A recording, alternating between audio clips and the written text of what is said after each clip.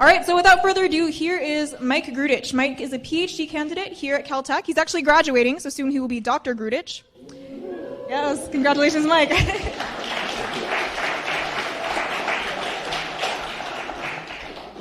And Mike is an expert on star formation. He studies how stars form using hydrodynamic simulations. And one of his previous aspirations before he became an astronomer was to be a rock star. Hence, A Star is Born, which he will now tell us all about. All right. Thank you, Mia, for that very kind introduction. And thank you all for coming. It makes me really happy to be able to share with you the things I've learned about star formation, because it's really my favorite thing in the world, and it is really cool. So here's, first of all, why understanding star formation is really important. So I'm sure every person in this room has wondered at some point, where do we come from and why are we here? So to understand that, we first need to understand how our home, the planet Earth, formed. Now, we can't understand that without understanding the larger context of its formation and the system that it is part of, because it is part of the solar system. It orbits around the sun. So in order to understand where the Earth came from, we have to understand where the sun came from. Now, the sun in itself is part of a larger system. It is part of the Milky Way galaxy. So here we're zoomed in on a tiny part of the Milky Way galaxy, and we know that the sun had to form within that galaxy. So in order to understand where the sun came from, we essentially need to understand where the galaxy came from. Now, there's been a lot of fantastic work in trying to understand this process of where the galaxy came from. Here's a simulation of how we think that the galaxy, or a galaxy like our Milky Way, actually formed. Essentially, shortly after the Big Bang, tiny galaxies started forming. They assembled into larger galaxies, and essentially you have this large central galaxy that sort of builds itself up by eating up smaller galaxies and sucking in gas around it, converting that gas into stars. And by the end of all this, you have this nice, neat disk structure that looks actually quite a bit like something that resembles the Milky Way galaxy.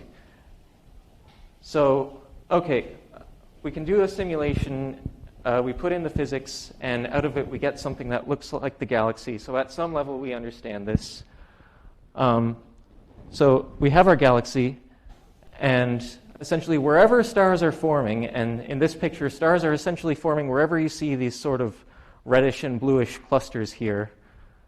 We also see in radio astronomy these sites of bright emission from molecules. We have these clouds that are made of molecular gas, mainly molecular hydrogen, and actually what we're picking up is emission from carbon monoxide, because molecular hydrogen is invisible when it's cold.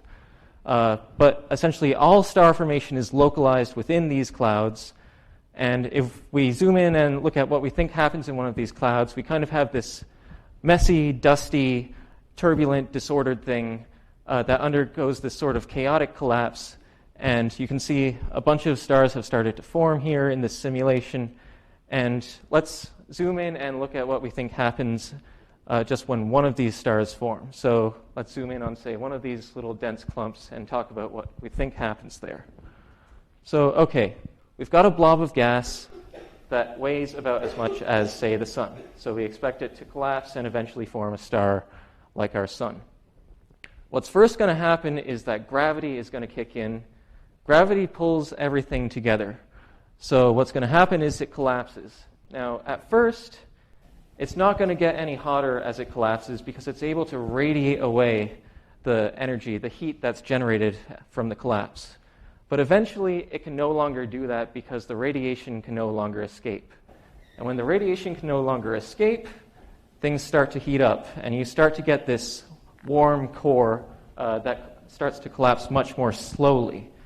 So things are heating up, but they actually only heat up to a certain point, because eventually you get hot enough to dissociate molecular hydrogen. Now, just to break that down, this cloud is made of hydrogen molecules. So you have a hydrogen atom here, a hydrogen atom here. They're stuck to each other. But eventually, when things get hot enough, you're able to break these things apart. Now that takes a certain amount of energy.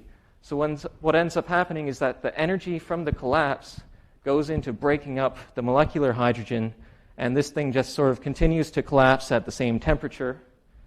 But this can only go so far because we only have so many hydrogen molecules. So eventually we run out of hydrogen molecules to break up, and suddenly things start heating up again. So we keep collapsing, the temperature gets higher, and what eventually happens is the temperature gets so high that nuclear fusion can take place. So in nuclear fusion, essentially what's happening is you have two hydrogen atoms, and you combine them in a certain way, and you get helium and an enormous amount of energy, and that is what powers the sun. And as soon as this thing starts doing nuclear fusion, that's essentially when we start calling it a star properly. So this is a fairly detailed picture, and you may be wondering how anybody figured this out. This was actually the PhD work of Richard Larson, this was his PhD thesis at Caltech in 1968, doing the first computer simulations of star formation. Now, this is a nice detailed picture here, but what I want to emphasize to you today is that there are still massive mysteries concerning the nature of star formation that we still haven't figured out. So mystery number one, why is star formation so slow? And mystery number two, why do stars have the masses that they do? These are things that we don't currently have good answers for, but are working very hard to try to answer. So let's start with the first mystery. Why is star formation so slow? So what we expect is that gas will get converted into stars in our galaxy over a time scale of 10 million years. In other words, if you have some gas floating around and you wait 10 million years, all of that gas will have turned into stars. A very bright fellow by the name of Martin Schmidt, who is now a retired professor here at Caltech and has this fantastic Time magazine cover that I can only aspire to ever have, discovered that in our galaxy, the process of conversion from gas to stars actually takes 100 times longer than this free fall time. It actually takes about 1 billion years. That's the time scale over which gas is converted to stars in the galaxy. Now, why is that? Why is this process happening 100 times slower than we would naively think it is? Well, our first idea was maybe magnetic fields can explain this. So let's break that down a bit. So we have our cloud, as I showed you before, and it's subject to gravity. The gravity wants to compress it, wants to make it collapse, but this is also coupled to the magnetic field. So there are magnetic field lines running through this cloud of gas. And essentially you can treat these magnetic field lines, you can understand them as sort of these stretchy, springy things that have tension. In other words, they sort of give the cloud a certain amount of structural support. And what that means is that if we try to collapse this thing with gravity, the magnetic field can hold the whole thing up. Now, this theory makes certain predictions. In particular, it predicts that the magnetic field has to have a certain strength to be able to hold the cloud up. So essentially, we asked the observers, is the magnetic field that they see out there strong enough? They went out, they did some very tricky measurements after a lot of work, and they told us, nope, doesn't work. The magnetic fields are not strong enough to hold up these clouds. We need another explanation. So the next fashionable idea for explaining slow star formation was turbulence. So these clouds aren't just sitting there as these sort of static objects. They're highly dynamic. They're this really messy gas flow that's essentially flowing all over the place in a totally chaotic pattern. And to understand how that might actually slow down star formation, we can think about just what going fast does when we're influenced by gravity. So consider a rocket ship in orbit of the Earth. If this rocket ship was just standing still, it would fall back down to Earth. However, the reason why things can orbit is that if you go fast enough, then you don't fall back down, you orbit around, and if you go even faster, you can even escape the gravitational influence of the Earth. So what that means is that when gravity is at work, you can beat it if you go fast enough. You don't have to collapse. Now, the issue here is that a better analogy in the case of a gas cloud is that it's a rocket ship that has a very large chance of colliding with another rocket ship coming the other way. in other words, gas collides with itself. It forms these shocks. These shocks dissipate a large amount of energy, and essentially when the gas collides with itself, it falls back down, and it loses its support against gravity. So that doesn't seem to work. So the next possible idea to explain slow star formation is stellar feedback. So before we get back into what that is, I'll show you the whole version of this movie. So again, we have this cloud of gas. It's about 1 million times the mass of the sun. And what happens is that it collapses in a sort of chaotic manner. It forms stars. And eventually what ends up happening is that once you form enough stars, they start blowing around the stuff around them. And eventually you form enough stars to, in fact, just completely evacuate the entire region of gas. And that halts star formation because there's just no more gas around. So in this simulation, only about 1% of the initial mass of that cloud actually got turned into stars, and the rest just got blown away. So you can imagine if you wanted to convert all of that mass into stars, you would have to repeat this process 100 times to be able to do that. So that could explain the slow star formation that we see. So what is stellar feedback? Well, stellar feedback is essentially all of the different ways by which stars are able to blow and heat up and push around the gas around them. So the first mechanism we can talk about is protostellar jets. And essentially what those are is, well, anywhere we see young stars forming, this is a picture from the Carina Nebula, we see these little jets shooting out of the clouds. So what are those? Well, we think what they are is the product of the collapse process that I showed you earlier. So actually what seems to happen is that, can I get the movie to play? Yes. When a star collapses, it doesn't just collapse symmetrically. What happens is that you launch these very powerful jets along the poles because very near the star you have this immense magnetic pressure that pushes stuff upward and downward. And that is what's responsible for launching these powerful jets. And those jets can in turn remove mass from the system, they can stir things up, and they can slow down star formation. So the next feedback mechanism to mention is radiation. And of course, all stars shine, they have starlight. And if the star is sufficiently hot, that starlight can heat up the gas and essentially create a bubble that is at enormously high pressure compared to the surroundings. And when you have a high-pressure bubble with a low-pressure surrounding, what's going to happen? It's going to expand. And we're seeing that here in this picture of what's called an H2 region. This cloud is expanding, and eventually it's just going to be completely blown up, halting star formation. Stars also have winds as well as starlight, so they have this constant, steady flow of gas that comes off of their surface.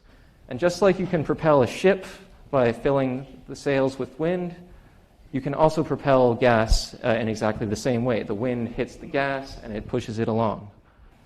And lastly, we have supernova explosions. So this is something that happens at the end of the lifetime of the most massive stars. Essentially, the process that makes these stars shine runs out of gas, and the whole thing starts becoming unstable. And then what happens is you have this sort of unstable mess that eventually just blows itself apart. And wait for the explosion. So yeah, now the explosion has happened. We're zooming out, and we can see that the explosion is expanding, and eventually it expands into the entire star and just blows the whole star apart, releasing an enormous amount of energy. And that is a supernova. And that, again, can be responsible for blowing gas around and just getting it out of the region. So, okay. We've talked about feedback and how it might explain slow star formation. Now let's talk about mystery number 2. Why do stars form with the masses that they do? So something that we go out and measure in many different places is what's called the initial mass function of stars. And all that is the number of stars that form at different masses. So here we're doing a plot of that. So number of stars on the y-axis and mass compared to the sun on the x-axis. And we see that, most stars seem to form with a mass between 1/10 and 1 mass of the sun. And we sort of get decreasingly likely to form more and more massive stars. So just to put some stars that some of us might know on this, so the sun is here. One of our neighbors, Sirius, about twice the mass of the Sun, is here. It's a bit less common than the Sun. Our nearest neighbor star, Proxima Centauri, is called a red dwarf, and that is actually essentially the most common type of star that lies right at this peak here. And then down toward this low mass end, we have what are called brown dwarfs, which are barely stars at all. They're 100 times less massive than the Sun, and they're barely able to do nuclear fusion. And all the way up here, we have these really massive stars that we mostly see relatively far away. And these stars can actually get as much as 300 times the mass of the Sun. So, okay, essentially everywhere in the galaxy that we've looked and we've measured this distribution, it looks exactly the same. In other words, the initial mass function of stars is, as far as we can tell, universal. Now, why is that? And the issue is as follows. So we have some gas. It's subject to gravity. It's subject to hydrodynamic forces. And essentially what you get when you have those two forces at work is fragmentation. So the cloud wants to break up into two smaller subclouds. And this process just keeps going. Those subclouds want to break it up into smaller subclouds. Those want to break up into smaller clouds. So with just gravity and gas physics, this process just doesn't end. We need some extra piece of the puzzle to actually get stars out of this that aren't, the size of atoms. And again, various ideas have been thrown around to try to explain this. Again, we tried magnetic fields. They didn't really work. We tried turbulence. They didn't really work. The best idea yet is, again, a type of feedback. So in this picture, what happens is that the cloud will fragment to a certain extent, but of course, eventually something has to form some sort of stellar mass object, and that thing is going to emit radiation. So we formed a star here. It's emitting radiation, and that radiation is heating up the neighboring gas. Now, when we heat up the gas, that actually shuts off the instability that allows it to break into a million tiny pieces. So because we've heated up our neighbors here, they're able to stop fragmenting, and they're able to turn into stars as well. So feedback is ultimately setting the scale at which gas clouds actually turn into stars instead of breaking into a million tiny pieces. So I've essentially given you explanations for these two big mysteries in star formation. Both of them invoke feedback, and they're good ideas, but we're not quite there yet, because here's how this has to work. So we're following the scientific method, which is the best way we know of getting rid of the bad ideas and figuring out which ones are the best ones for understanding how nature actually works. And it works as follows. Come up with an idea about how nature works. And we've done that here. Our idea is essentially that stellar feedback can explain both the fact that star formation is slow, and it can explain the masses of stars. Okay, great. But the next thing to do is figure out what would happen if your idea was right. In other words, you need to make a prediction, and this is what theory is all about. You need to calculate the consequences of your theory so that you can then connect it to reality and compare, which is the third step. Check that what you predicted is actually what happens in nature. In other words, ask the observers to go out and look for this thing that you've predicted and see if they actually find it. And if they don't, then it's wrong, and you've got to go back to the drawing board and come up with a new idea. On the other hand, if they do find it, you generally want to tell them to look harder until they find something that you didn't expect, and that's the way forward, because then this process can keep going. You don't just stop when you get one thing right.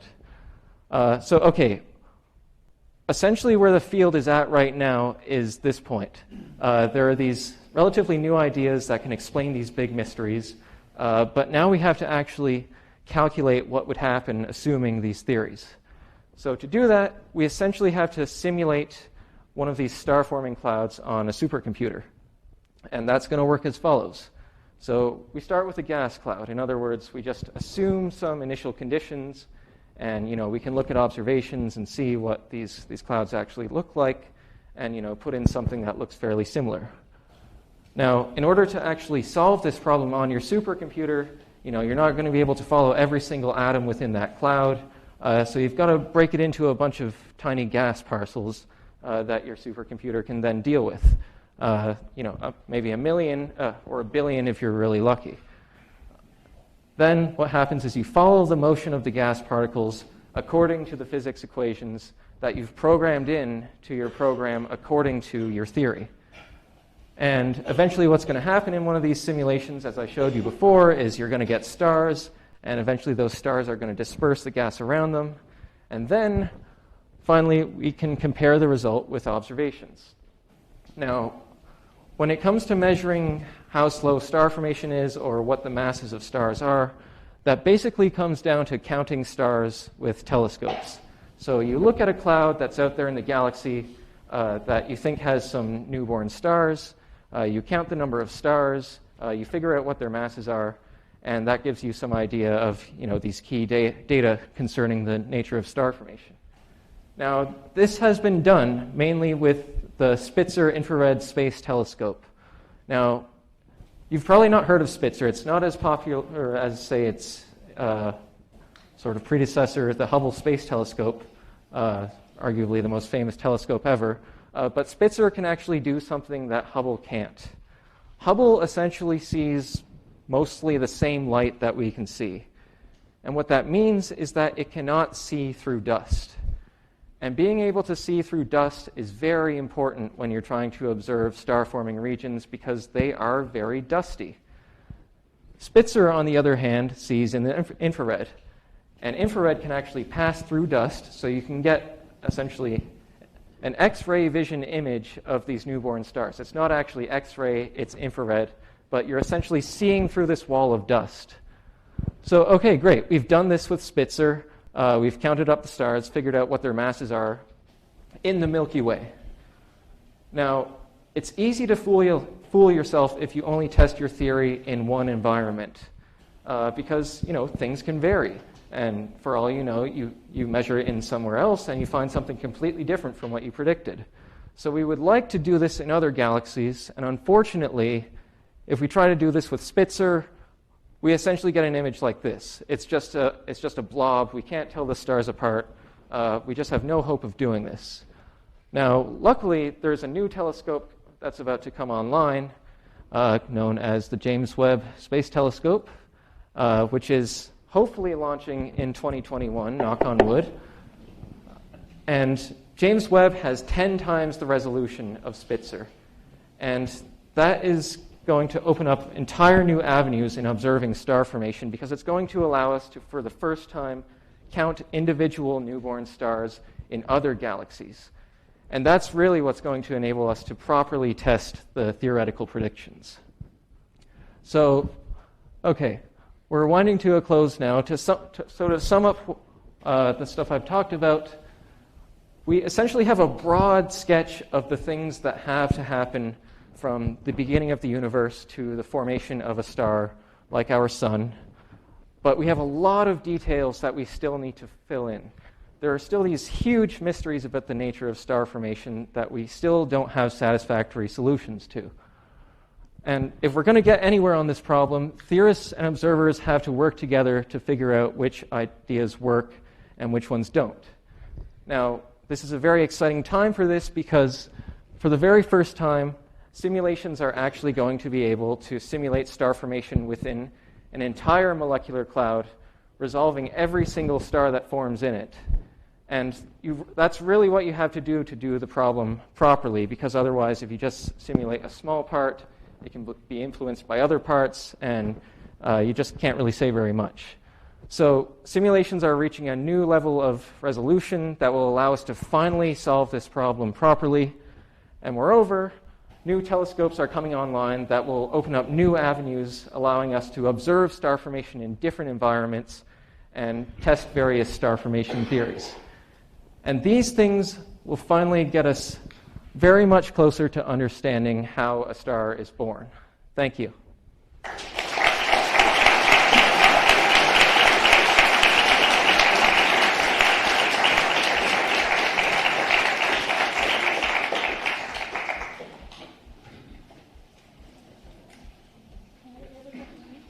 have a couple of questions. So I'm going to pass the mic around if that's okay so everyone can hear the question more easily.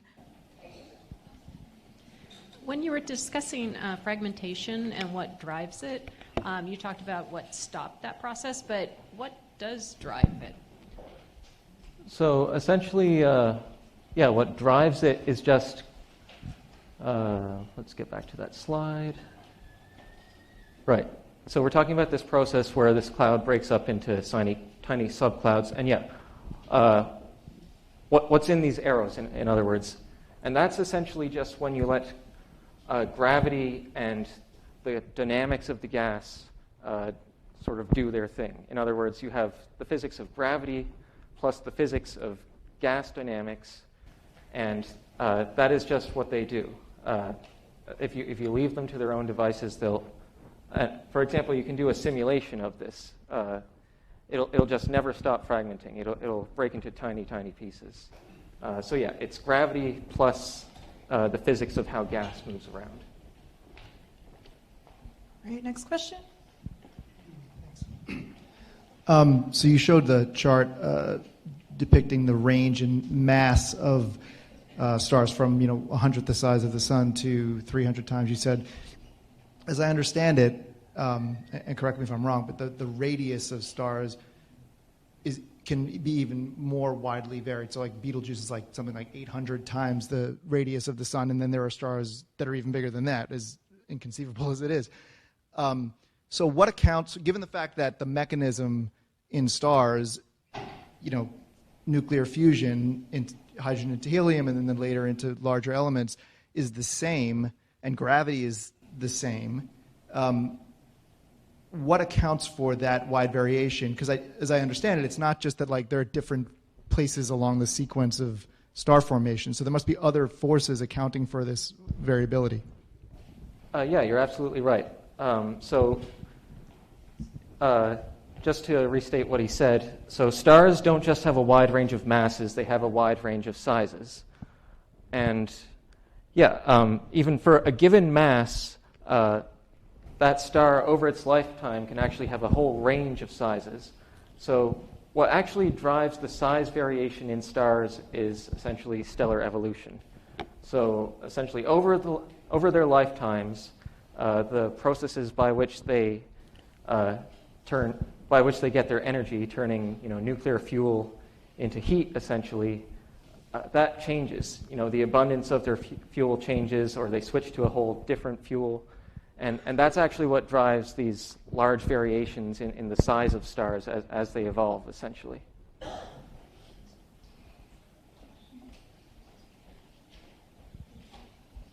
Thank you.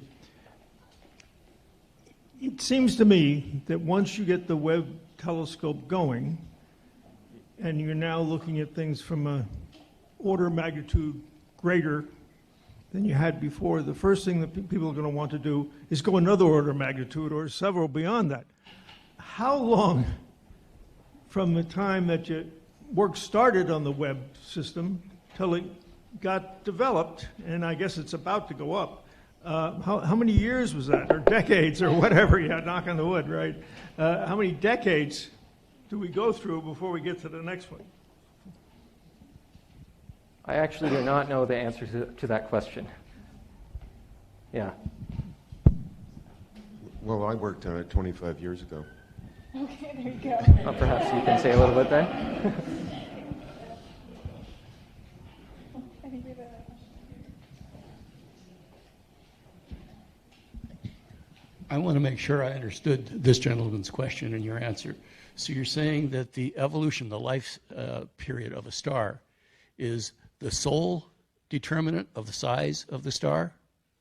Or are stars formed that actually intrinsically have a greater or smaller mass? Oh, so definitely a star of a given mass is expected to have a certain size on average. But that size is going to vary throughout its lifetime according to stellar evolution. But yeah, it's not like this mass is completely uncorrelated with its size or anything. Essentially, a star will spend most of its lifetime at a certain size. The sun will spend most of its lifetime at a size of one solar radius, for instance, before it eventually fluffs up. Great. That leads to my second question then. In your computer models for these, I assume there's a point at which there's enough mass and it's collapsed enough that it starts fusion. Is there a different starting point for the different size stars, or do all stars start at a certain amount of mass that starts up fusion? So I'll first say that actually my simulations can't follow the gas that far. Essentially what we do is we plonk down what's called a sink particle that's about the size of the Earth's orbit, and that sucks up all the gas, and we just use the stuff we know about stellar evolution to decide what happens next inside of it. So we're not doing that self-consistently within these big simulations. However, a lot of work has been done where you just focus on one star and you simulate it and you figure out what happens there. And yeah, again, there's not like this one sort of magic temperature or magic density where fusion's going to take off and this thing becomes something we call a star. There's essentially different combinations along different tracks, and different tracks will be more common for different species of stars that have different masses. So yeah, the mechanisms vary because stars are just extremely diverse objects, essentially. Could we maybe get a question from a student? A student? Is there, like, as you were explaining of how stars were always being forming, is it possible to have like two stars being formed very close to each other as a solar system? Yeah, absolutely. So, in fact, what you're describing, so the question was whether two stars can form very close to each other, and that is actually how most stars form. So these are essentially what are called binary stars, two stars that orbit under each other's mutual gravitational influence. And yeah, when we do one of these simulations, we actually find that most of the stars end up in something like that. So binary formation seems to be the rule rather than the exception.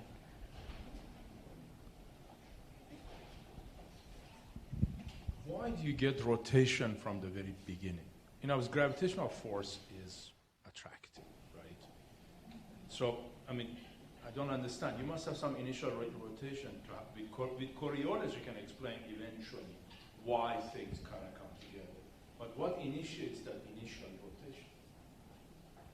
So what initiates the initial rotation, or more broadly speaking, the initial motions, whether they be shearing motion or expanding motion or rotation, is essentially set by like the initial conditions of the star-forming cloud. So, we have this cloud, and this cloud exists within a galaxy, and it is essentially an object that formed dynamically within that galaxy, within this sort of turbulent gas. So essentially these star-forming clouds are sort of temporary condensations that formed out of this turbulent medium within a galaxy. And then you can ask, well, what formed the galaxy? And essentially that's the whole problem of galaxy evolution, which we understand at a certain level. And eventually it all goes back to the Big Bang. The Big Bang has the initial conditions for the universe, and everything sort of propagated from there. Are there any questions in the back? All right,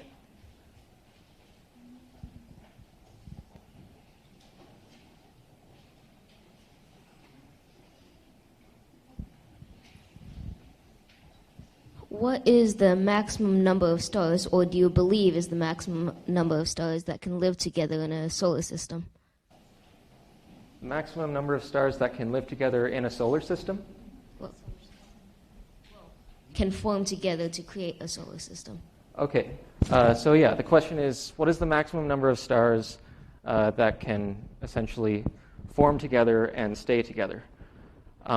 So a bunch of stars that have formed together and stay together is essentially just a star cluster. And we've actually seen star clusters that are as much as 100 million stars. And we actually don't know of any theoretical maximum. There may be more massive ones, but actually, yeah, it seems like if there is a maximum, it's really, really large. We can have clusters of enormous numbers of stars that are all sort of orbiting together. We have a question back there.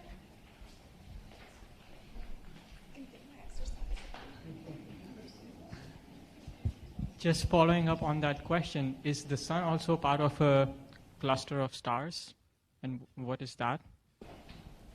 Not really. So it's part of a sort of association of stars that we kind of believe may be formed at the same time in the same place. But the distinction between that and an actual cluster is that they're not orbiting each other. They're just sort of flying apart and dispersing into the galaxy. All right.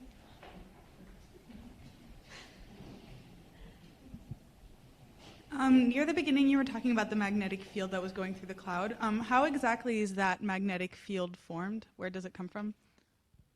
That's an extremely good question, and ultimately, we don't really know the answer. There essentially just had to be an initial magnetic field in the universe, and there are various people trying to figure out where that could have come from, something regarding quantum fluctuations maybe, but that is a deep mystery. Now, you only need to start with a very small magnetic field to start out with, because what's going to happen once the universe begins is something called the magnetic dynamo. And essentially what that is that the turbulent motions of the gas that sort of carry the magnetic field through it actually are able to amplify the magnetic field until eventually it saturates to a certain level. We need some initial field, but it can be a really, really small one, and it's not crazy to think that maybe some random quantum fluctuation at the beginning of the universe sourced it. All right, I think we have time for one or two more questions.